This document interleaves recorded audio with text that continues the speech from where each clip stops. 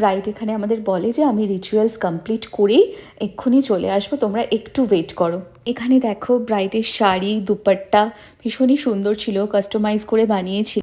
আর মাথার মুকুটেরও 3 রকম অপশান রেখেছে, তিনটেই ভীষণ সুন্দর ছিল। আর এখানে তো আমি টেনশানে আমি মানে প্রচণ্ড পাজলড হয়ে যাচ্ছিলাম যে ও কখন আসবে। তখন ঘড়িতে অলরেডি 3:40 পার হয়ে গেছে, আর এখানে দেখো 4:08 বাজে। তখন ওর হলদির রিচুয়ালস কমপ্লিট হয়নি, তখন ওর ফটো সেশন সব কিছুই চলছে। তারপর ব্রাইড যখন আমার কাছে আসে তখন অলরেডি 4:30 পার হয়ে গেছে। তো বুঝতেই পারছো কতটা তাড়াহুড়োর সাথে আমি লুকটা রেডি করতে স্টার্ট করে দিই। আর ও কেমন লুক চাইছে সেটা আমরা আগেই আলোচনা করে নিয়েছিলাম।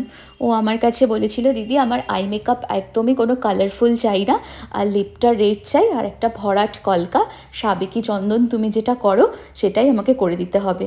তো আমি ওর কথা মতোই আমি লুকটা রেডি করছিলাম। আর ওর প্রত্যেকটা জুয়েলারি ভীষণ